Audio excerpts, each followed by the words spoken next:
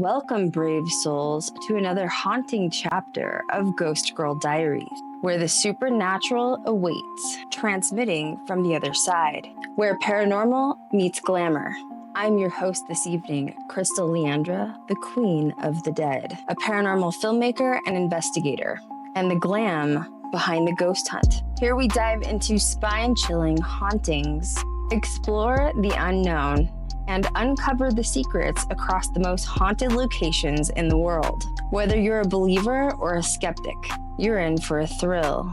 So grab your EMF meter, your crystals, and your cross, because things are about to get supernatural with a little bit of glam. Let's get haunted. This is Ghost Girl Diaries. Welcome, my dark-hearted friends, to a special episode of Ghost Girl Diaries. Tonight we gather by the crackling fire, the icy wind rattles at the windows, and we're here today to share the chilling, darker tales of Christmas. Now, with the old paranormal channel, I often would always share the story of Krampus and Gryla once a year around Christmas. And one thing I really wanted to carry on was that specific tradition. It just would mean a lot to me. So here we are today to talk about Krampus, Gryla, the Yule Lads, the Christmas cat. Let's do it. Hopefully you're watching me on YouTube at home on the big TV. Get some coffee, make some hot chocolate, make it a fun event, and sit with me. Hopefully you have a fire. I'm in Vegas. I don't have a fire. But if you have a fire, turn your fire on and really set the mood for the evening. While most of the world cherishes this holiday for holiday cheer and spirit, we all love the twinkling lights, but I love the legends from the past. And it reminds us that this time of year wasn't always about candy and just St. Nicholas. In some corners of the world, this season brought terror. So grab a warm drink, dim the lights, and prepare for some stories that will haunt your Yuletide dreams tonight. Tonight we dive into the shadowy folklore of Krampus, the sinister Gryla the ogress of Iceland who feasts on naughty children when they are bad, and we'll meet her mischievous children, the Yule Lads. And we cannot forget her monstrosity of a pet, the Christmas cat. These are the ghosts of Christmas dark. I also really need to just give a thank you and a shout out to everyone. This new YouTube channel just hit 400,000 views, and I have to thank all of you, but especially my OGs, because I know my OGs have been there since the beginning. I've seen you guys sharing my content, posting my content. Yeah, I'm just really humbled today. I hit it last night. I actually had already filmed this podcast and I had another audio issue, so I went ahead to refilm it today. Today's the 22nd of December, and when I hit that 400,000 last night, I was blown away. You know, it's really hard to get likes, views, subscribers on YouTube itself. It's the hardest platform to build. I've gotten over 600 subscribers in the last month, and I guess the homework that I did, the persistence that I've done has paid off, but I really wouldn't be able to be here without all of you. So this is a cheers to us for the next chapter of me and Ghost Girl Diaries, and I cannot thank you enough for being here with me. Now back to the story, the legend of Krampus. Our first story takes us to the snow-covered villages of Central Europe, where Krampus roams at night. I mean, just imagine it. It's a cold winter December night. The air is thick with frost. Families huddle inside of their homes, fearing the sounds of rattling chains. The chains are echoing through the streets outside. This has happened for centuries on the eve of December 5th. Krampus. It wasn't St. Nicholas the children feared. It was his shadowy companion, the horned-like goat creature known as Krampus, who drags bad children to the underworld. According to the old tales of Krampus, he is no merry helper to St. Nick. He is the punisher of naughty children. While St. Nicholas rewards good children and their good behavior with toys, Krampus drags the bad children away in a sack. Sometimes if they're bad enough, maybe they need to be whipped, but sometimes they need to be devoured. You better be good for your parents. One winter, the story goes, a young boy named Mathis stayed out late playing in the snow. He ignored his mother's wishes and commands to come back inside. His mother said, "Krampus is going to get you." And that night, right as the clock struck midnight, a sharp knock came to the door.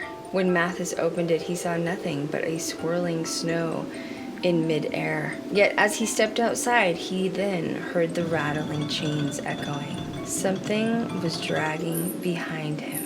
They say that Krampus's shadow loomed over Mathis. That night he forked his tongue, flicking it into the air, and the boy was never seen again. And some villagers to this day swear they can hear Mathis' screams going up the mountain. The next time your mother tells you to go inside, you better mind her. Gryla, the ogress of Iceland, probably my favorite, the Iceland witch. Now let's leave the Alpine peaks and travel a little bit further north to the unforgiving winters of Iceland. Here, people feared someone much worse than Krampus. Deep in the volcanic mountains remains an old witch, ancient, thousands of years old, named Gryla. Some fear her as an ogress. Some say she watches below and watches the villagers. Her hunger is unsatiable, but she doesn't feast on just anything. Oh no. Gryla has a particular craving that she wants, which is the flesh of misbehaving children. The stories of Gryla are as old as Iceland's settlement. Some believe she has 13 tails, each one swirling with delight as she sniffs out disobedient children in the villages below. Parents would warn their children, Gryla will come down and she will take you back to her lair. She will take you into the mountains and no one will ever see or hear from you again. One Christmas, a young girl named Freya wandered a little bit too far from her home. As the sun set and the snowstorm started to billow in, it thickened and she couldn't find her way back. In the shadows of the forest, she looked and she saw something like a woman, and she hoped that she was there for help. As she got closer and closer to the woman, she realized it was a giant. Her eyes were glowing and her skin was gray like ash. But her eyes were glowing so large it looked like embers burning. It was Gryla.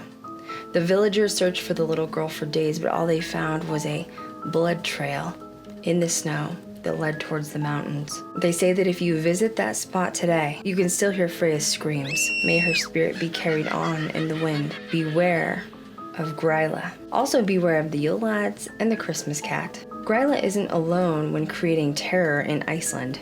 She has 13 mischievous sons. These are known as the Yule Lads. Their playful names may fool you, but don't let it. These are tricksters, trickster spirits, and they are the worst of that kind. Starting 13 nights before Christmas, they come down the mountains one by one, each bringing chaos within the villages below. Always remember to light your Yule log at night so they can't slide down the chimney into your home and invade. There's one called Sheepcoat, and he tries to steal your sheep. Although he has very stiff legs and it makes it hard for him to actually get away since he's so clumsy, he will still attempt. Now, spoon licker is a whole nother era of make sure you clean your kitchen.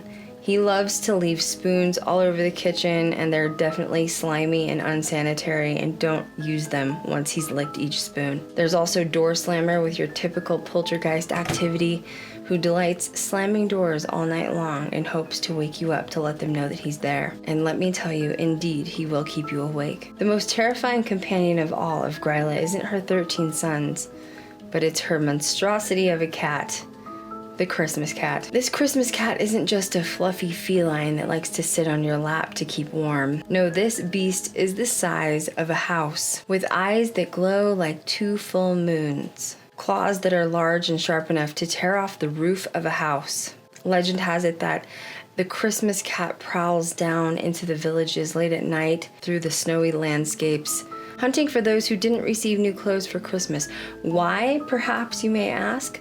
Because new clothes were often a sign that you had been good and hardworking and productive throughout the year.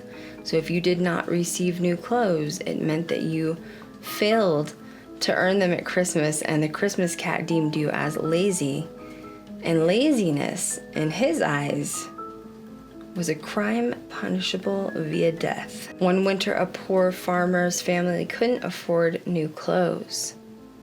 Their youngest son, Eric, decided to wander outside and play in the snow. When his parents realized that he was gone, they began searching frantically. All they found was a giant trail of paw prints leading up into the dark forest, and Eric's red scarf lay on the side of the snow, shredded to bits. So as you hang your stockings and you light your Christmas tree, remember these tales. For every candy cane and twinkling light, there is a shadow lurking in the dark. And maybe, just maybe, you'll hear the jingle of Krampus coming your way. Listen for the chains and the growls. Listen for the growl of the Christmas cat or the distant laughter of the Yule Lads. And if you do, you better hope you've been a good boy this year. Happy winter solstice to all of my witches out there. I love you all. May it be a beautiful, dark winter for all of us that love that vibe. Make sure you light your Yule log to protect yourself from the Yule Lads. Thanks for joining me on this chilling journey together as we go into the ancient legends of Christmas dark. Be sure to subscribe to Ghost Girl Diaries for more haunts. Until next time, stay safe, stay spooky, and beware what lurks in the winter night. Signing off, hauntingly yours, the Queen of the Dead. I love you all, and to all a good night. And that's a wrap on today's episode of Ghost Girl Diaries. Thank you so much for joining me in my crypt. If you loved what you heard, be sure to subscribe, like, and comment. It helps the ghostly adventures continue. And also don't forget to follow me on all social media platforms. You can search for Crystal Leandra or Ghost Girl Diaries. Please support me on both. This is where you can catch exclusive content, behind the scenes footage, and stay up to date on all things paranormal and glam. And as always, stay curious, stay fearless, and stay spooky. And I'll catch you next time on Ghost Girl Diaries, where the dead never rest, and neither do we. Until then, my ghoulish friends, sweet screams.